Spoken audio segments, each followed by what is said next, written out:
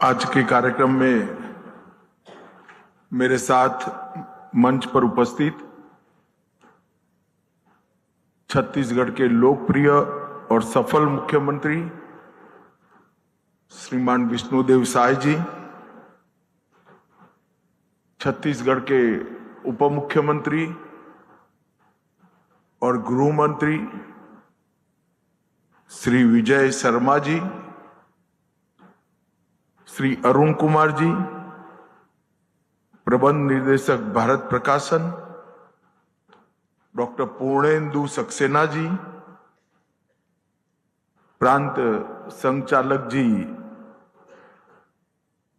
छत्तीसगढ़, जिनके निमंत्रण पर मैं यहां आया हूं, भाई प्रफुल्ल केतकर जी, संपादक ऑर्गेनाइजर श्री विनीत जी, डायरेक्टर भारत प्रकाशन, और आज इस सभागार में उपस्थित सभी भाइयों बहनों को मेरा प्रणाम, मेरा राम राम।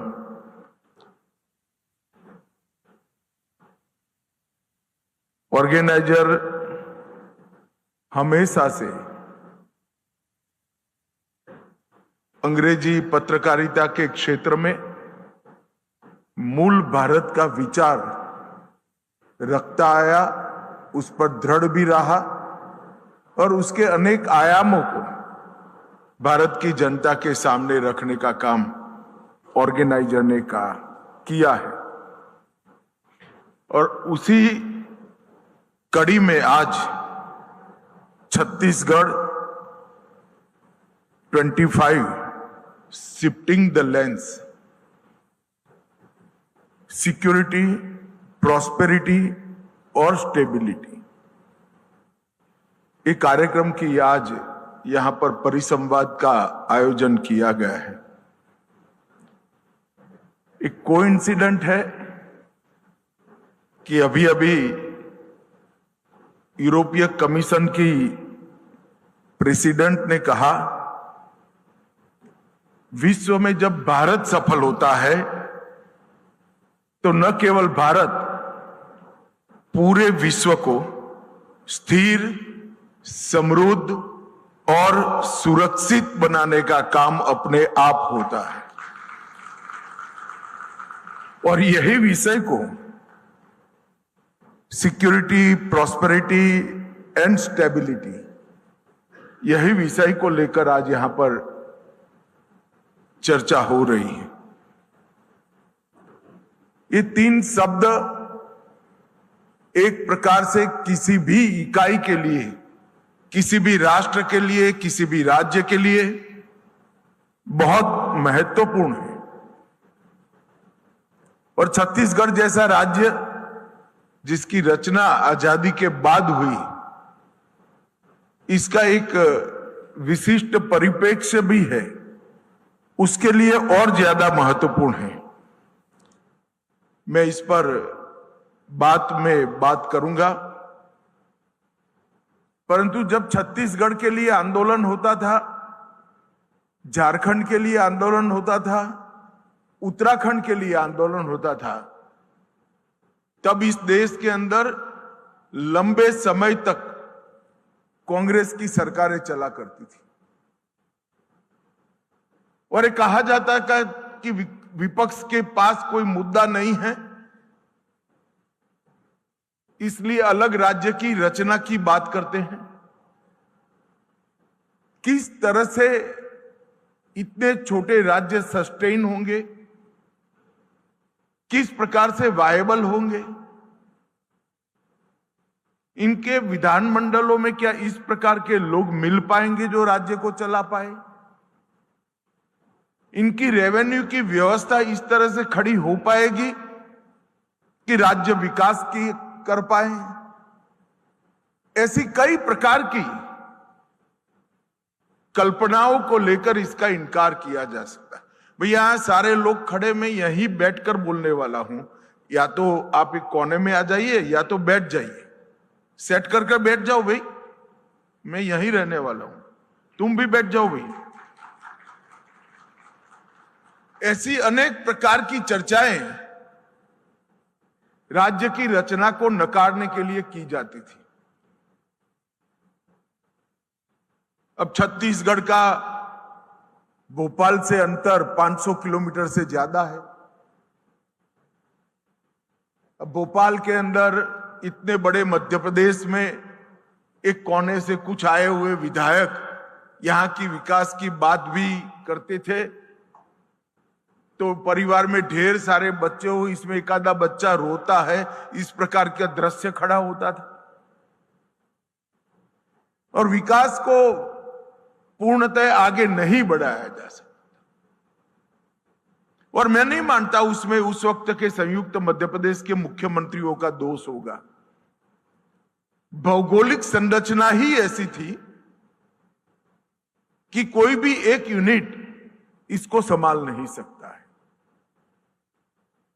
कल्चर भी अलग था, टोपोग्राफी भी अलग थी, और एक प्रकार से संसाधन यहां थे और विकास भी यहां कम होता था।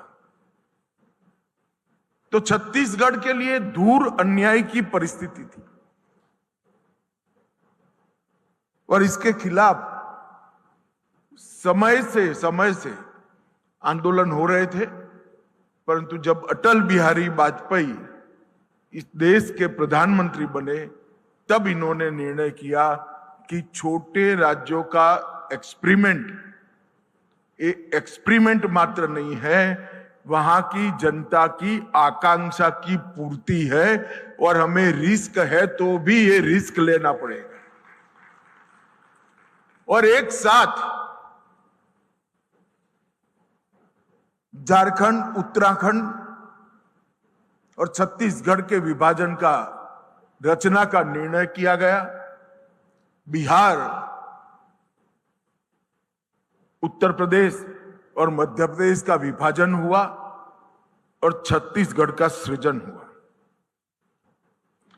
कई लोग शासन को एकमात्र एडमिनिस्ट्रेटिव प्रक्रिया समझते हैं। उनके लिए मेरे पास आज एक एग्जाम्पल है।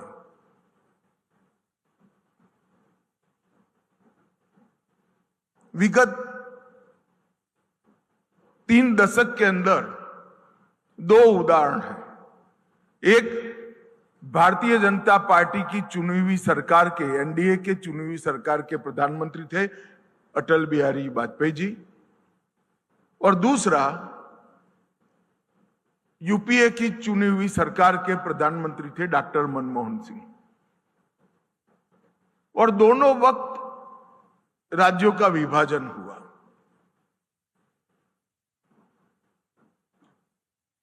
अटल जी के समय पर 3 राज्यों का विभाजन होकर 3 नए राज्य बने, झारखंड, उत्तराखंड और छत्तीसगढ़। और डॉक्टर मनमोहन सिंह के वक्त एक राज्य का 2 राज्यों में विभाजन हुआ, आंध्र प्रदेश और तेलंगाना। यहां पर विभाजन की प्रक्रिया विधानसभा और लोकसभा दोनों जगह बहुत सुचारू रूप से पूरी हो गई। बिहार में हमारी सरकार नहीं थी, फिर भी पूरी हुई।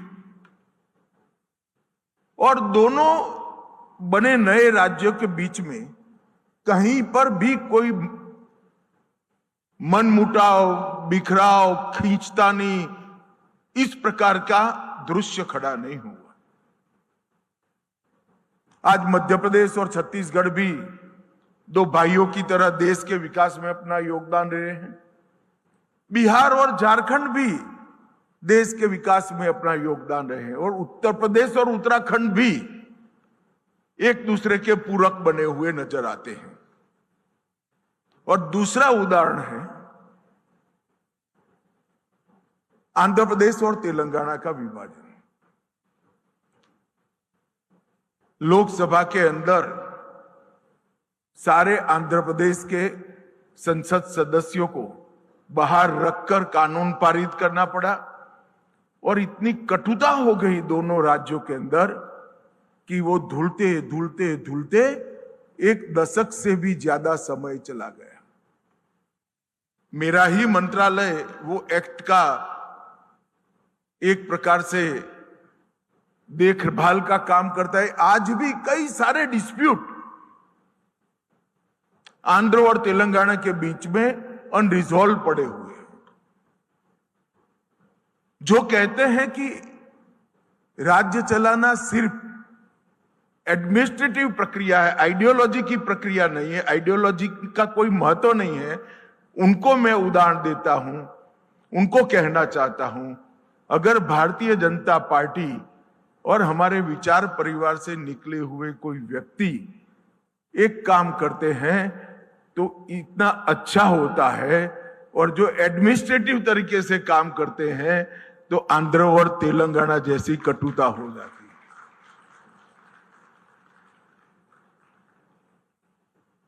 राजनीति में आइडियोलॉजी का बहुत महत्वपूर्ण रोल होता है। आइडियोलॉजी ही शासन को ड्राइव करती है, निश्चित आयामों की ओर ले जाती है। और इसीलिए महात्मा गांधी ने कहा था कि विचारधारा बगैर की राजनीति को मैं अधर्म मानता हूं। जिस राजनीतिक दल की विचारधारा ही न हो, वो राजनीतिक दल राज्य का या देश का भला नहीं कर सकती। मित्रों, आज छत्तीसगढ़ 25 साल का हो गया। 1 नवंबर 2000 से 1 नवंबर 2025, ये 25 साल में कितना बड़ा परिवर्तन आया है। एक जमाने में देश के राज्यों की आर्थिक स्थिति और देश के राज्यों की एडमिनिस्ट्रेटिव स्थिति के विश्लेषण करने वाले विशेषज्ञों ने एक शब्द प्रयोग किया था, बीमारू। बीमारू राज्य। सब लोग इसको गुणात्मक शब्द समझे, मगर ये गुणात्मक शब्द नहीं है। ये बीमारू कैसे बना था? BI से बिहार, MA से मध्य प्रदेश और R से राजस्थान। ये तीनों प्रदेश को बीमारू प्रदेश कहा जाता था। और आज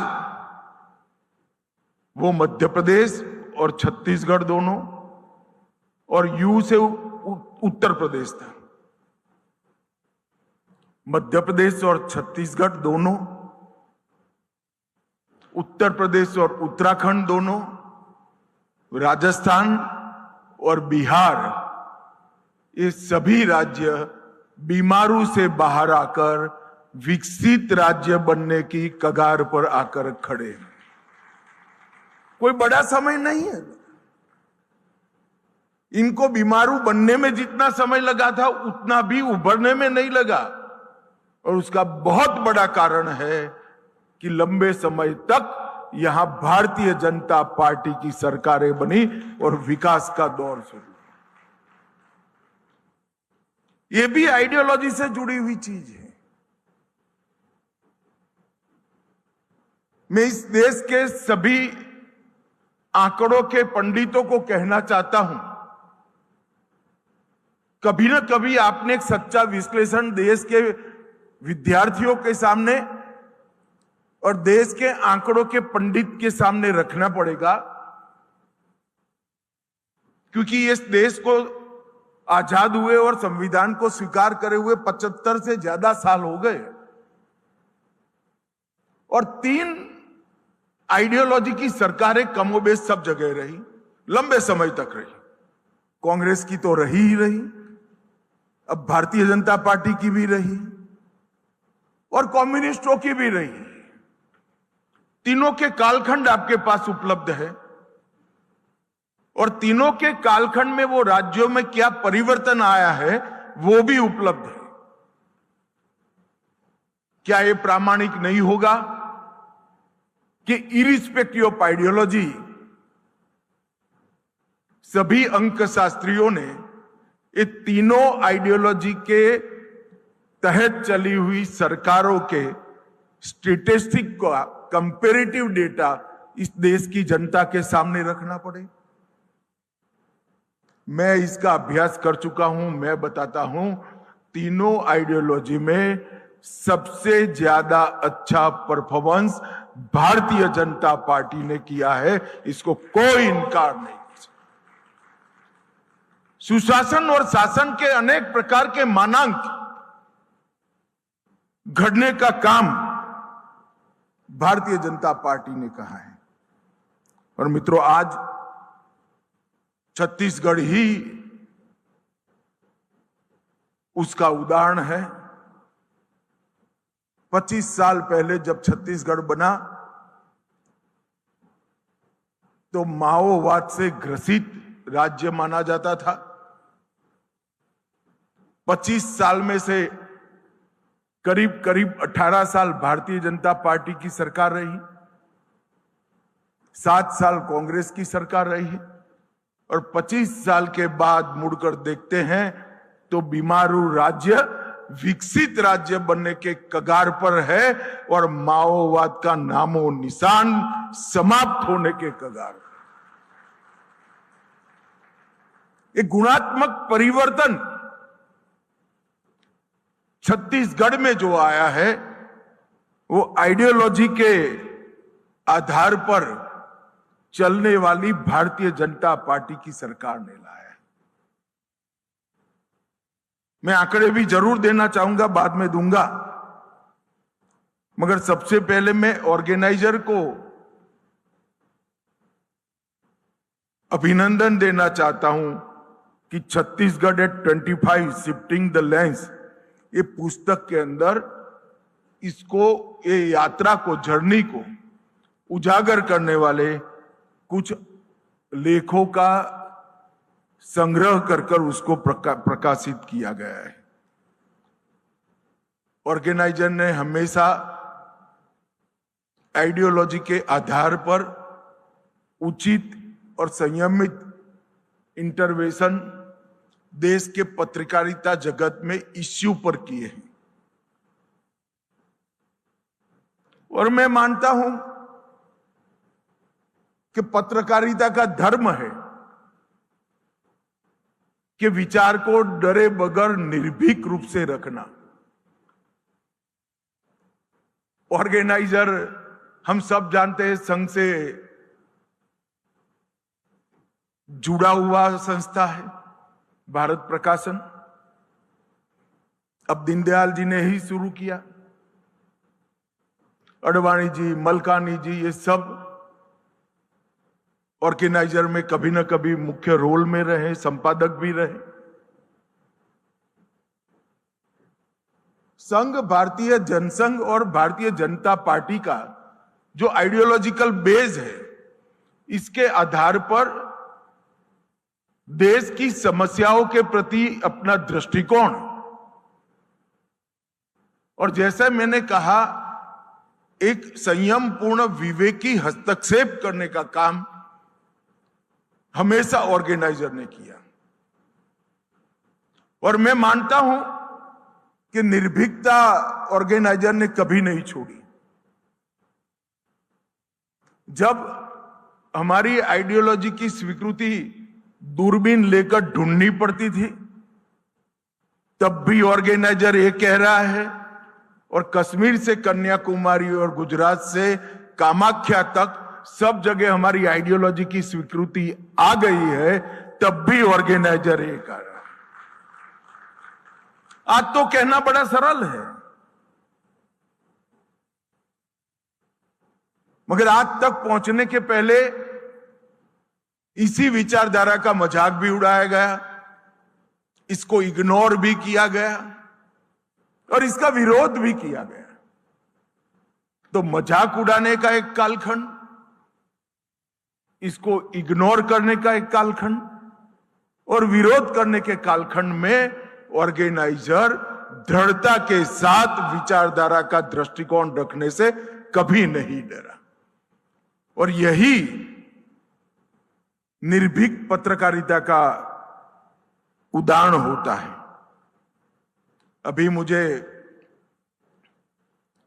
संघ की शताब्दी के निमित्त भारत सरकार के इनिशिएटिव से रिजर्व बैंक ऑफ इंडिया ने जो सिक्का जारी किया है,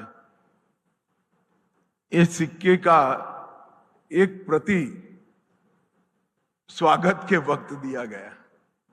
मैं जरूर बात करना चाहूंगा कि राष्ट्रीय स्वयंसेवक संघ का आजादी के बाद और आजादी के पहले भारत की यात्रा में बहुत बड़ा योगदान है। इसको कोई इतिहासकार नकार नहीं सकता। देश का और समाज जीवन का कोई क्षेत्र ऐसा नहीं होगा जिसमें सकारात्मक कंट्रीब्यूशन संघ के स्वयंसेवकों का सबसे ज्यादा होगा। हर नागरिक के कंट्रीब्यूशन का एक महत्व होता है, मगर जब आप संस्थाओं के रेफरेंस से बात करते हैं, इसका मूल्यांकन करते हैं, तो मैं निसंकोच कह सकता हूं कि सभी संस्थाओं में संघ के स्वयंसेवकों का कंट्रीब्यूशन देश के हर क्षेत्र में, समाज जीवन के हर क्षेत्र में आजादी के बाद सबसे ज्यादा दिखाई पड़ेगा। इसमें किसी को कोई आशंका रखने की जरूरत नहीं। मित्रों, ये 25 वर्ष की यात्रा छत्तीसगढ़ की अगर हम देखें तो 1 नवंबर 2000 को छत्तीसगढ़ राज्य की स्थापना हुई। शुरुआती कुछ साल कांग्रेस का शासन रहा, अत्याचार, दंगे, ढेर सारे आंदोलन होते रहे हैं। बाद में 15 साल तक भारतीय जनता पार्टी की पूर्ण बहुमत की सरकार आई और डॉक्टर रमन सिंह ने ये 15 सालों में विकास के हर आयाम में छत्तीसगढ़ को आगे ले जाने का काम किया। माओवादी विचारधारा से वो भी लड़े, संघर्ष किया नक्सलिज्म के सामने, जितना हो सकता था उसका कंट्रोल भी किया, मगर ज्यादातर समय केंद्र में कांग्रेस की सरकार रही। ये समस्या कोई एक राज्य की समस्या नहीं थी, 12 राज्यों में फैली हुई एक विचारधारा आधारित, विचारधारा सृजित समस्या थी। मैं इस विषय पर बाद में आता हूं, क्योंकि कई लोग इसको लैक ऑफ डेवलपमेंट के साथ जोड़ते हैं। अविकसित क्षेत्र के कारण माओवादियों ने हाथ में हथियार पकड़े हैं। मैं इससे कतई सहमत नहीं और मेरे पास इसके प्रमाण भी है। परंतु फिर भी रमन सिंह जी ने जितना होना था वो किया, बहुत अच्छा परफॉर्म किया और उसी वक्त बीमारू राज्य से छत्तीसगढ़ को बाहर निकालने का काम डॉक्टर रमन सिंह ने करा। उसके बाद 5 साल कांग्रेस की सरकार आई। छत्तीसगढ़ की जनता को घपले, घोटाले और भ्रष्टाचार का परिचय कराने का काम कांग्रेस की भूपेश बघेल की सरकार ने किया। ये नए राज्य की जनता भूपेश बघेल मुख्यमंत्री बनने के पहले ज्यादातर भाजपा के शासन में रही थी। उन्होंने भ्रष्टाचार, घपले, घोटाले ऐसा कुछ सुना नहीं था, देखा भी नहीं था। और कांग्रेस की सरकार आते ही एक हॉरर फिल्म की तरह एक छोटे से राज्य के सामने अनेक प्रकार के भ्रष्टाचार के मुद्दे आ गए। और कुछ समय मैं गृह मंत्री भी था जब उनकी सरकार थी। बघेल जी की सरकार थी। मैं निसंकोच कह सकता हूं कि छत्तीसगढ़ की कांग्रेस सरकार ने माओवादी मूवमेंट को प्रश्रय देकर रखा था, इसमें किसी ने शंका रखने की जरूरत नहीं।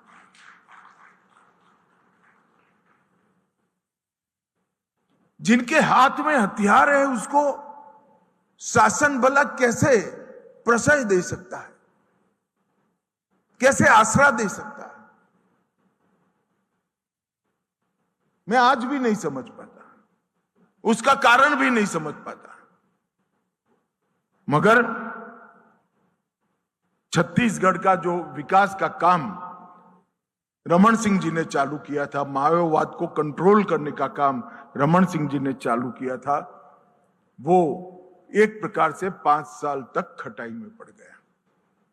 और एक ही कटु अनुभव के बाद 3 बार जिस राज्य की सरकार ने, जनता ने भाजपा सरकार चुनी थी, उसने कांग्रेस सरकार को टाटा गुड बाय कर दिया और फिर से विष्णुदेव जी की लीडरशिप में भाजपा सरकार बनी और फिर से छत्तीसगढ़ विकास का नया शुरुआत हुआ। मित्रों, कोई भी राज्य के 25 साल का आकलन करना है तो आंकड़ों के आधार पर ही करना पड़ेगा। इसके अनेक पैरामीटर्स हैं, मगर मैं आज यहां पर आर्थिक पैरामीटर की ही बात करना चाहता हूं। 2000 और 2025 पहला साल और 25वां साल दोनों की बजट की तुलना करते हैं तो छत्तीसगढ़ के बजट के अंदर वार्षिक बजट का जो आयाम होता है, जो राशि होती है, इसके अंदर 30 गुना वृद्धि हुई है। 30 गुना वृद्धि। भारत में एक भी राज्य नहीं, 30 गुना वृद्धि जिसने 25 साल के कम समय के अंदर की। और छत्तीसगढ़ जैसे राज्य में रेवेन्यू है तो बजट की तो वृद्धि हो सकती है, भारत सरकार ग्रांट दे तो भी बजट की वृद्धि हो सकती है। इंडस्ट्री आएगी, खनिज बेस्ड इंडस्ट्री आएगी तो बजट की तो वृद्धि हो सकती है, मगर इसका दूसरा पैमाना है प्रति व्यक्ति आय। और प्रति व्यक्ति आय में 17 टाइम 17 गुना वृद्धि छत्तीसगढ़ ने करी है। जीएसडीपी 25 गुना वृद्धि हुई। अब ये तीनों पैमाने आइसोलेशन में भी देख सकते हैं और कलेक्टिव भी देख सकते हैं, मगर तीनों पैमाने जब कलेक्टिवली देखते हैं तब राज्य की आर्थिक स्थिति के बैरोमीटर माने जाने वाले 16 के 16 इंडिकेटर ये तीनों पैमानों में समाहित हो जाते हैं। तो इसका मतलब है कि 16 के 16 इंडिकेटर में एवरेज 22 गुना वृद्धि हुई है। और मित्रों, ये बहुत बड़ा अचीवमेंट है। मैं छत्तीसगढ़ की जनता, डॉक्टर रमन सिंह जी और हमारे मुख्यमंत्री विष्णुदेव जी को बहुत बहुत साधुवाद देता हूं। समृद्धि तो आई, मगर समृद्धि का उपयोग क्या हुआ? तो सबसे ज्यादा जनता किस काम के साथ जुड़ी हुई होती है? तो सबसे ज्यादा जनता कृषि के काम के साथ जुड़ी हुई थी। उस क्षेत्र में क्या हुआ? तो ये 25 साल के समय में सिंचाई क्षेत्र में राज्य समृद्ध बना। उसका उपयोग क्या हुआ? तो सिंचाई के क्षेत्र में 2 गुना वृद्धि करने का काम छत्तीसगढ़ ने किया है। डबल कर दिया अपने रकबे को सिंचाई के। और क्योंकि ये सहन हुआ है, धीरे धीरे 25 साल में हुआ है, फिर भी खरीफ फसलों के उत्पादन में 3 गुना वृद्धि हुई। हम सब जानते हैं, जो एग्रीकल्चर को जानते हैं, इरिगेशन बढ़ने से खरीफ फसलों का रकबा नहीं बढ़ता है, मूल्य नहीं बढ़ता है, क्योंकि ये तो वर्षाद आधारित, बारिश आधारित खेती होती है।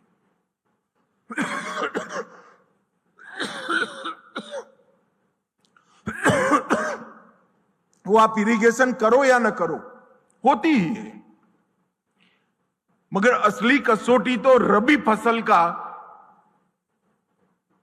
कितनी बढ़ोतरी हुई, मूल्य कितना बढ़ा, उसमें होती है। क्योंकि रबी में आकाश से बारिश नहीं आती है, इरिगेशन जो प्रशासन ने किया है वो किसानों के खेत तक पानी पहुंचाता है। तो खरीफ फसलों में 3 गुना वृद्धि हुई और रबी फसलों में लगभग 6 गुना वृद्धि छत्तीसगढ़ के किसानों ने की।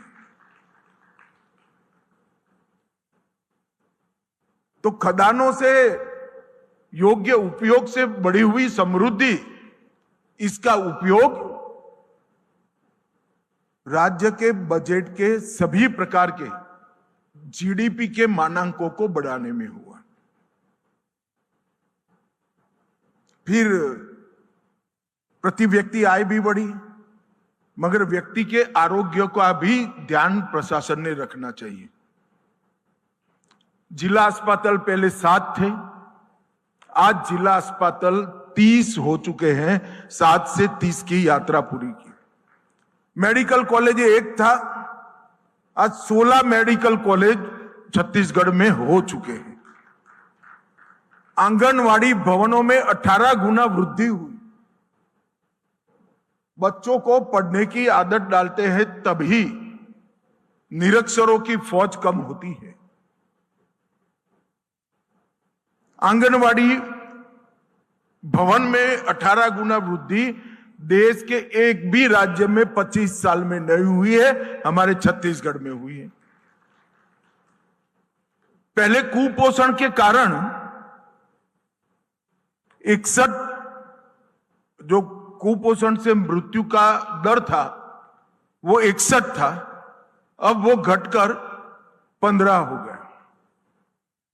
माता मृत्यु दर प्रति लाख 365 था, सरकार ने इंस्टीट्यूशनल डिलीवरी बढ़ाई, वो 365 से घटकर आधा हो गया, 146 हो गया।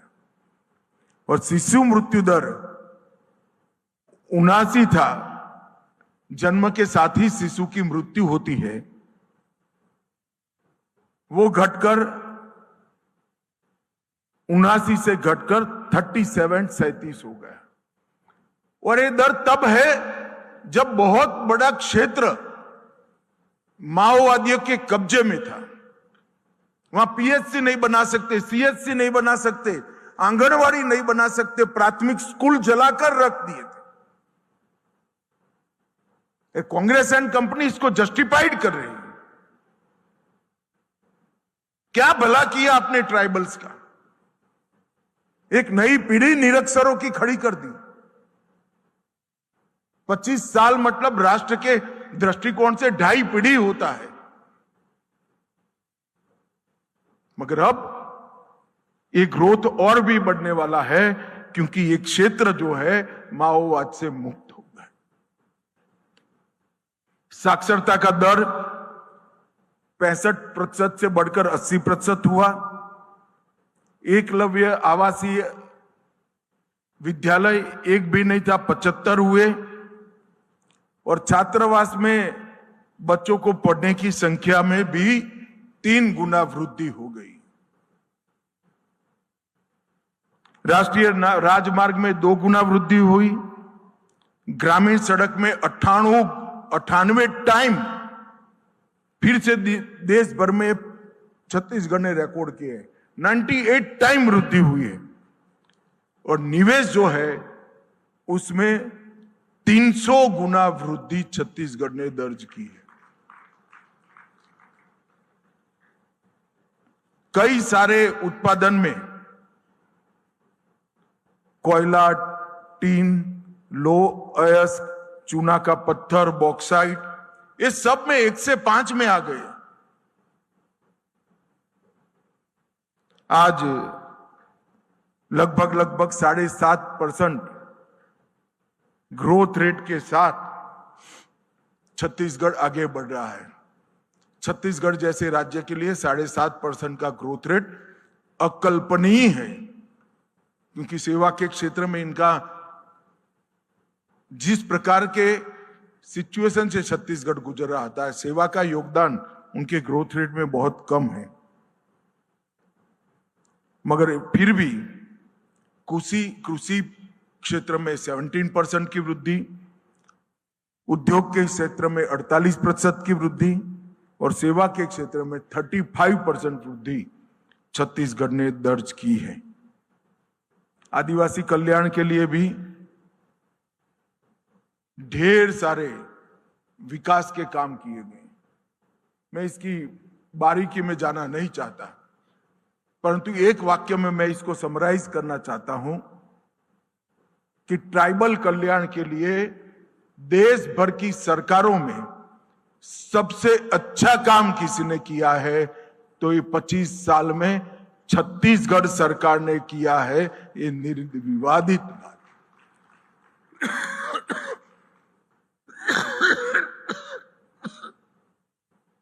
और मित्रों, अब मैं माओवाद की समस्या की तरफ। माओवाद की समस्या को अगर हमने अच्छे तरीके से आकलन नहीं करेंगे तो भारत की भविष्य की पीढ़ियों के लिए हम गलत करेंगे। कुछ विचारकों ने एक भ्रांति फैलाई है इस देश में कि माओवादी समस्या विकास से जुड़ी हुई है, माओवादी समस्या लॉ एंड ऑर्डर का इश्यू है। ऐसा नहीं है। जब इस देश में माओवादी समस्या का उद्भव हुआ तो आज का उसका मुख्य क्षेत्र जो है तेलंगाना, महाराष्ट्र, छत्तीसगढ़, आंध्र प्रदेश और ओडिशा के सटे हुए जिले और विशेषकर हमारा बस्तर, पुराना बस्तर मतलब 8 जिले। जब माओवादी समस्या शुरू हुई तब 80 के दशक के शुरुआत में ये सभी के डेवलपमेंट के आंकड़े राज्य सरकार के गैजेटों में भी है, स्टेटिस्टिक्स में भी है। उस वक्त बक्सर से ज्यादा अविकसित देश के अंदर 100 जिले थे। मेरी बात ध्यान से सुनना। अगर माओवादी समस्या का मूल कारण विकास है तो माओवादी समस्या जब पनपी तब बक्सर से ज्यादा अविकसित 100 जिले देश में थे। 100 जिले। क्यों भाई वहां माओवादी समस्या नहीं पनपी? कुछ लोग इसको कानून और व्यवस्था का सवाल कहते हैं, इससे भी मैं सहमत नहीं हूं। माओवादी समस्या के उद्भव के पहले बस्तर के कानून और व्यवस्था के आंकड़े और बिहार, उत्तर प्रदेश के कई जिलों के कानून व्यवस्था के आंकड़ों में सबसे बस्तर बहुत अच्छा हुआ करता था। मित्रों, ये समस्या ना लॉ एंड ऑर्डर से जुड़ी है ना विकास से जुड़ी है। और किसी के भी साथ डिबेट कर मैं सिद्ध कर सकता हूं, प्रमाणों के साथ सिद्ध कर सकता हूं, ये समस्या आइडियोलॉजी के साथ जुड़ी है। जो लोग कहते हैं विचार की समस्या नहीं है, तो ये मूवमेंट का नाम माओवाद क्यों रखा गया है?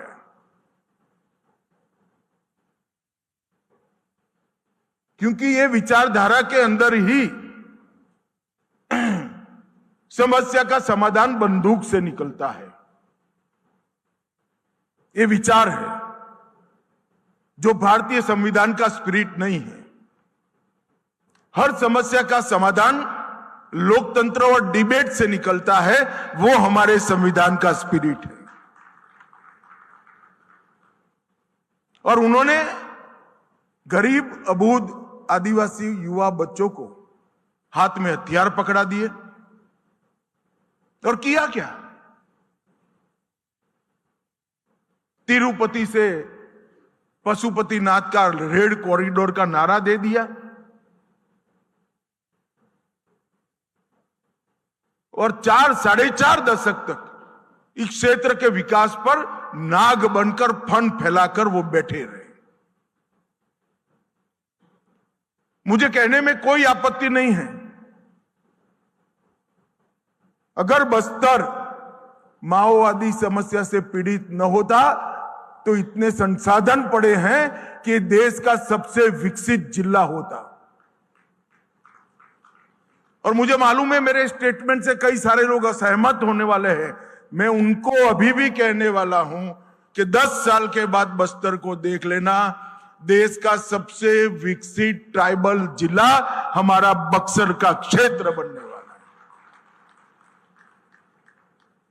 आपने यहां के विकास को रूंधा है। प्राइमरी एजुकेशन के इंस्टीट्यूशन, प्राथमिक शालाओं को जलाकर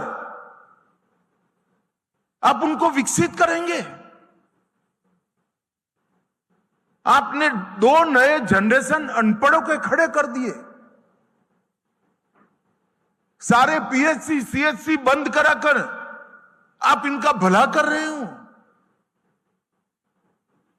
आज जब सीएम और विजय जी जा रहे हैं तब कई ऐसे लोग हैं जिनका पहली बार बैंक अकाउंट खुल रहा है, पहली बार राशन कार्ड मिल रहा है। इनको ना घर मिला। भाजपा सरकार नरेंद्र मोदी जी ने हर गरीब को घर में गैस, घर में पानी, घर में शौचालय, घर में बिजली, 5 किलो धान प्रति व्यक्ति प्रति माह, 5 लाख तक का इलाज, ये सारी चीजें हर गरीब को दी। मगर हमारे ट्राइबल भाइयों बहनों को छत्तीसगढ़ के नहीं मिली। क्यों नहीं मिली? कौन जिम्मेदार है? ये लाल आतंक वाले इसके लिए जिम्मेदार है। सालों तक वहां विकास नहीं पहुंचने दिया। और आज नरेंद्र मोदी जी को फिर से इस क्षेत्र के लिए 15,000 सेपरेट प्रधानमंत्री आवास भेजने पड़े, राशन कार्ड बनाने की स्पेशल मंजूरी देनी पड़ी, गैस के सिलेंडर स्पेशल देने पड़े। ये योजनाएं तो देश भर में सैचुरेशन प्राप्त कर गई, समाप्त हो गई। यहां उनका विस्तार करना पड़ा, समय मर्यादा बढ़ानी पड़ी, क्योंकि इनका तो गरीब आदिवासियों का कोई दोष ही नहीं था। आज वहां फिर से स्कूल बन रहे हैं, अस्पताल बन रहे हैं, रोड बन गए, टेलीफोन टावर बन गए, रेल भी जा रही है। और आज ही हम निर्णय कर आए हैं 7 लाख हेक्टेयर को सिंचित करने वाली सिंचाई की योजना भी भारत सरकार मंजूर करने वाली। हजारों आदिवासी बच्चे मारे गए, जीवन बर्बाद हो गए। और ये प्रचार कर रहे हैं कि गोली चला रहे, गोली चला रहे। मैं आज भी इस कार्यक्रम से स्पष्टता करना चाहता हूं कि भारत सरकार और छत्तीसगढ़ सरकार किसी पर गोली चलाना नहीं चाहती। सभी माओवादी हथियार डाल दे, उनके लिए रेड कारपेट बिछाकर हम उनका स्वागत करेंगे।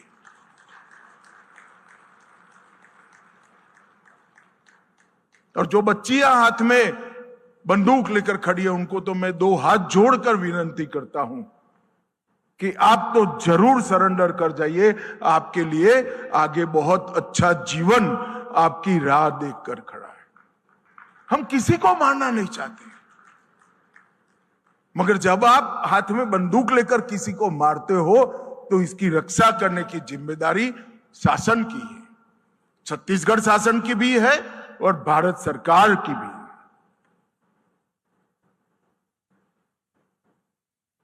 और अब जब 90% क्षेत्र मुक्त हो चुका है, मैंने तो कहा है 31 टन 26 के पहले इस देश से हम माओवादी समस्या को जड़ समेत उखाड़ कर फेंक देंगे।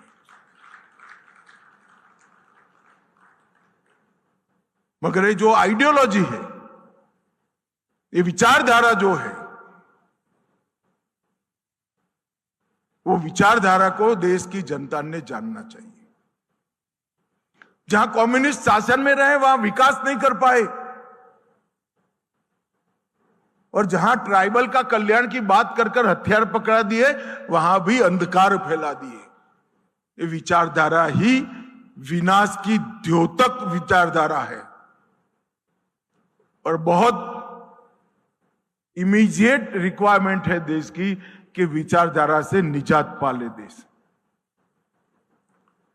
खैर, वैसे तो अब डेमोक्रेटिक पॉलिटिक्स में बचे भी नहीं है, दूरबीन लेकर देखने पड़ते हैं। ये केरल बचा है, ये भी इस बार समाप्त हो जाएगा, तो वैसे ही जनता ही कर देगी। त्रिपुरा में नहीं बचे, बंगाल में नहीं बचे, केरल थोड़ा बचा है, मगर वहां पर भी त्रिवेंद्रम में जनता ने शुरुआत कर दी है। मित्रों, जब छत्तीसगढ़ 25वें साल में प्रवेश कर चुका है, तब मुझे मालूम है कि ये राज्य प्रभु श्री राम का ये नैनीहाल सिर्फ छत्तीसगढ़ के लिए नहीं, पूरे देश के लिए शुभांकर साबित होने वाला है, इसका मुझे पूरा भरोसा है। मोदी जी ने जो लक्ष्य रखा है हम सबके सामने, 130 करोड़ भारतीयों के सामने, 2047 में एक ऐसे भारत का निर्माण करें जो हर क्षेत्र में, समग्र विश्व में एक नंबर पर हो। और ऐसे भारत का निर्माण छत्तीसगढ़ को छोड़कर नहीं हो सकता, ये तो वास्तविकता है। मगर मुझे आशा है कि 2047 के विकसित भारत की अग्रदूत विकसित छत्तीसगढ़ बनेगा, इस दिशा में हम आगे जाएंगे। और छत्तीसगढ़ की जनता ने बार बार भारतीय जनता पार्टी को और विकास की राजनीति को आशीर्वाद दिया है, हमारी आइडियोलॉजी को आशीर्वाद दिया है। और मैं छत्तीसगढ़ जनता को बड़े मन से, विश्वास के साथ भरोसा देने आया हूं कि हम छत्तीसगढ़ को लाल आतंक से तो मुक्त करेंगे ही करेंगे। देखते देखते छत्तीसगढ़ को राज्य का सबसे एक नंबर का राज्य बनाने के लिए हम आगे बढ़ेंगे। और यही अपेक्षा देश की जनता की छत्तीसगढ़ सरकार और छत्तीसगढ़ की जनता के पास है। मुझे विश्वास है 25 साल का जो ट्रैक रिकॉर्ड है छत्तीसगढ़, आने वाले 25 साल में भी इससे 2 गुना गति के साथ आगे बढ़ेगा। आप सभी का मेरे विचार रखने के लिए, प्लेटफॉर्म देने के लिए बहुत बहुत धन्यवाद। वंदे मातरम। भारत माता की जय।